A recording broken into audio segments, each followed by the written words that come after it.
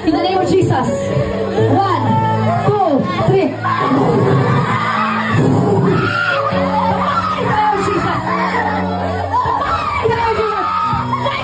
Ayaw pilihang pagkaanak sa kalibutan.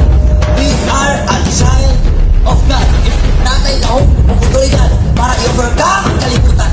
Alam niyo ba na kahit ginagawa niyo pa ang mga bagay na yan, walang kasiguraduhan na nakikilala kayo ng ating Panginoong Hesukristo at walang kasiguruhan ang inyong kaligtasan. Ang sabi sa Matthew chapter 7 verse 21 to 23, hindi ang bawat nagsasabi sa akin, Panginoon, Panginoon ay papasok sa kaharian ng langit, kundi ang gumaganap ng kalooban ng aking Ama na nasa langit.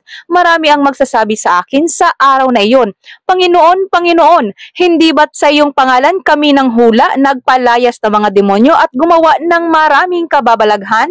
Take note mga kapatid, hindi isa o dalawa ang sinasabi ni Jesus dito, kundi marami sila. Ipagpatuloy natin sa 23. Ngunit sasabihin ko sa kanila, kailan may hindi ko kayo nakilala, lumayo kayo sa akin, kayong mga gumagawa ng kasamaan. Ibig sabihin, kahit pala ikaw ay tumatawag sa pangalan ni Jesus, ng hula, nagpalayas ng mga demonyo, o kahit gumawa ka man ng maraming milagro, hindi garantiyan na kilala ka talaga ni Jesus. Ang maliligtas at ang kilala ni Jesus ay yung gumagawa ng kalooban ng Diyos Ama. Ang tanong, ano ba ang kalooban ng Diyos Ama? Juan chapter 6 verse 40, sapagkat ito ang kalooban ng aking Ama, ang lahat ng nakakakita sa anak at sumasampalataya sa kanya ay magkakaroon ng buhay na walang hanggan, at sila'y muli kong bubuhayin sa huling araw. Mapapansin natin ang katagang ang nakakakita sa anak at sumampalataya. Ibig sabihin, hindi sapat ang pananampalataya lang o faith alone. Dalawa ang sinabi ni Jesus, ang nakakakita sa anak at sumampalataya. Ang tanong, paano natin nakikita ang anak ngayon? Samantalang nasa langit na siya kasama ng Ama. Ito ay sa pamamagitan ng ating pananampalataya at tuwing tayo ay dumadalo sa misa at tinanggap ang kanyang katawan sa Eucharistia. Ito rin ang dahilan kung bakit sinabi ni Jesus sa Juan chapter 6 verse 54, ang kumakain ng aking laman at umiinom ng aking dugo ay may buhay na walang hanggan at siya'y muli kong bubuhayin sa huling araw.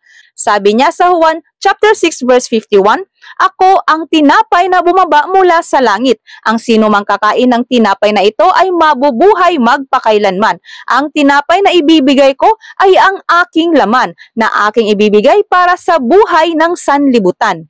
Mapapansin natin ang katagang ang sino mang kakain ng tinapay na ito ay mabubuhay magpakailanman. Nangangahulugan na hindi sapat ang pananampalataya lang, kundi ang kumain din ng tinapay na mula sa langit. Nakakalungkot dahil para sa iba, ang tinapay daw ay simbolo lamang ng katawan ni Kristo. Gayong malinaw ang sinabi ni Jesus sa Matthew chapter 26 verse 26, take, eat, this is my body. Hindi niya kailanman sinabi na ito ay simbolo ng aking katawan, kundi ito ay katawan niya mismo. Kaya malinaw na ipinahayag ni Jesus na ang tinapay na kanyang inalay ay tunay niyang katawan, hindi lamang simbolo or alaala. Juan chapter 6 verse 56, ang kumakain ng aking laman at umiinom ng aking dugo ay nananatili sa akin at ako'y sa kanya. Ibig sabihin si Jesus ay nananatili nga sa iyo kung ikaw ay nakisalo sa banal na Eucharistia.